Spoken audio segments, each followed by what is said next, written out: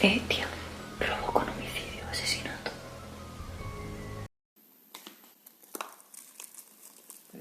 Por lo que entró en la habitación, se cortó las venas de las muñecas de ambas manos con un machete. What the fuck?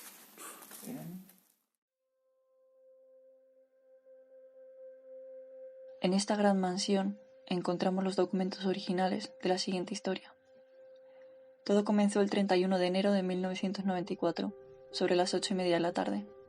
Ninguno de los dos era, precisamente, un ejemplo de policía modelo. Manuel Lorenzo tenía varias sanciones por haber cometido irregularidades en numerosos expedientes y estaba siendo investigado por la Brigada de Régimen Interno por acumulación de denuncias. Su compañero, Jesús Vela, no había corrido mejor suerte, pues se encontraba rebajado en situación de segunda actividad por sanciones de expedientes en curso.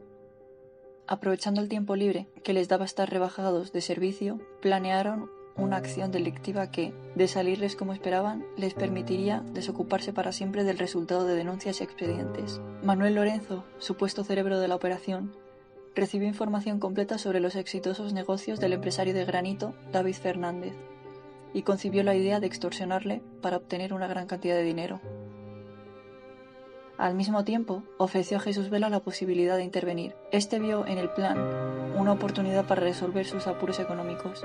Juntos recabaron los datos que necesitaban sobre la familia y el domicilio del empresario, y se dispusieron a cometer el delito armados con un revólver y 2 pistolas. En las afueras de Vigo, donde estaba la vivienda del empresario, y donde residía con su mujer y sus 3 hijos, David, Pedro y Marta, la empleada del hogar, Ana. Llamaron a la puerta y les abrió la esposa del señor Fernández, Pilar. Se identificaron como policías. A continuación comenzaron a desarrollar la trama que habían preparado. Preguntaron por el hijo mayor, a quien, según decían, estaban obligados a trasladar a comisaría para interrogarle sobre un turbio asunto. Con la madre presa de la angustia, David, el hijo, se presentó ante ellos. Le prestaron atención durante unos minutos, hasta que estuvieron completamente seguros de que su víctima principal, el cabeza de familia, no estaba en casa. Una vez que conocieron todos los detalles que les interesaban, se decidieron a entrar en acción. Se pusieron unos guantes para no dejar huellas. Sacaron sus armas y encañonando a los 3 miembros de la familia que se encontraban en la casa: Pilar y sus hijos, David, de 22 años, y Pedro, de 15. Les concentraron en el salón, donde les ataron y amordazaron. En una atmósfera de gran tensión, aguardaron la llegada del dueño de la vivienda, que se produjo al cabo de 2 horas. Nada más entrar en la vivienda, fue sorprendido y encañonado por los 2 agentes, que durante todo el tiempo actuaron a cara descubierta. Le colocaron unas esposas y le llevaron con el resto de la familia.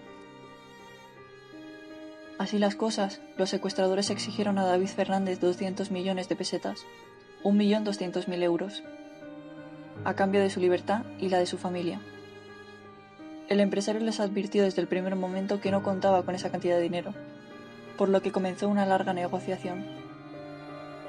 Poco después llegó a la vivienda la hija de David y Pilar, Marta, que recibió el mismo trato que los demás. Las víctimas se dispusieron a pasar una larga noche de terror, bajo la amenaza de aquellos 2 individuos que, de cuando en cuando, hablaban con el padre en un tenso tira y afloja. Finalmente, la extorsión quedó fijada en 20 millones de pesetas, 120.000 euros, que el empresario se comprometió a conseguirlos a primera hora del día siguiente. Al amanecer, llegó al chalet la sirvienta, Ana, que fue igualmente amenazada, maniatada y amordazada. Durante toda la mañana se sucedieron las gestiones para conseguir el dinero en metálico que exigían los secuestradores, que se habían adueñado de la casa, y mostraban un continuo cambio de humor. Unas veces aparecían eufóricos ante la perspectiva de la inminente llegada del dinero, y otras se volvían agresivos y amenazadores. La desesperante situación se prolongó durante más de 17 horas. Por fin, al borde de las 2 de la tarde, y tras intensas gestiones telefónicas, uno de los trabajadores de David Fernández se presentó en la casa con los 20 millones. Los secuestradores permitieron la marcha del mensajero, y casi inmediatamente pasaron a la segunda fase de su plan: separar a la criada y a los miembros de la familia, que fueron repartidos por las distintas habitaciones. No tardaron en mostrar sus verdaderas intenciones. Uno de los criminales, dentro de la fábula que elaboró para exculparse. Contaría en el juicio que un individuo desconocido puso al empresario un cojín, sobre el cual disparó a la vez que decía: «A todos los cerdos les llega su San Martín». Según este relato, efectuó 2 disparos. Falló el primero, pero el segundo dio en el blanco e hirió de muerte al empresario. El tiro de gracia lo escucharon los 2 hijos varones, encerrados juntos en una de las habitaciones de la casa, precisamente en una que tenía ventana que daba a la calle. Desde allí, pudieron oír cómo los secuestradores se convertían en asesinos y eliminaban a sus padres, a su hermana y a la sirvienta. Mientras sonaban los disparos, los 2 jóvenes conseguían desatarse y echar el pestillo a la puerta de la habitación. Eso les puso a salvo. Sin dar tiempo a reaccionar a los asesinos, comenzaron a pedir socorro a gritos. Notaron casi enseguida que los criminales golpeaban la puerta de la habitación, que aguantó bien los embates, y escucharon a uno de ellos, a Lorenzo, amenazarles: «Abrid, que os matamos». Pero no hicieron caso. No podían atender a nada, ni siquiera a su propio miedo. Pedro, el pequeño, estaba convencido de que al menos habían matado a su padre, por lo que redobló sus esfuerzos por ser escuchado como único medio para escapar de lo que parecía ser la muerte segura.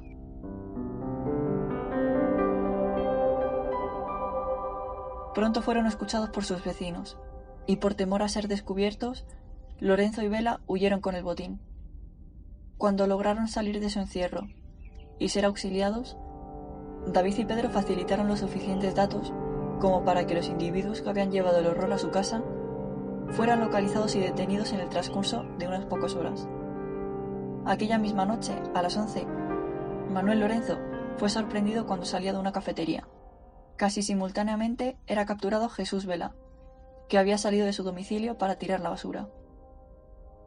No les había durado mucho la sensación de triunfo que les invadió cuando se repartieron los millones. El que hubieran hecho todo a cara descubierta y provistos de guantes parecía dejar bien claro que el objetivo de los criminales era no dejar testigos. Juzgados en junio de 1996, en la audiencia de Pontevedra, tras permanecer 2 años y medio en prisión, fueron hallados culpables y condenados.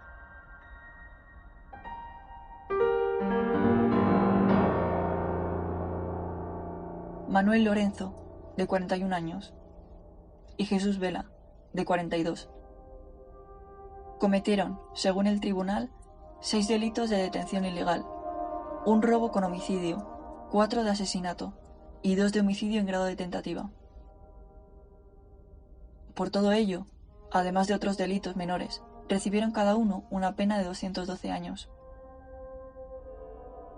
A Lorenzo no le valió de nada que se sacara de la manga la extraordinaria versión de los hechos, en la que culpaba del crimen a un tercer hombre, dentro de una supuesta operación de tráfico de armas por la que, según decía, el empresario asesinado habría recibido los 200 millones que fueron a buscar a su domicilio. Lorenzo dijo al tribunal no poder revelar el nombre del verdadero asesino, porque había amenazado a su novia con la que se iba a casar, y con la que había tenido disputas anteriormente, como la que veíamos en la story de Instagram, en la cual intentó quitarse la vida cortándose las venas con un machete, tras haber propinado disparos en su vivienda durante una discusión con su cónyuge.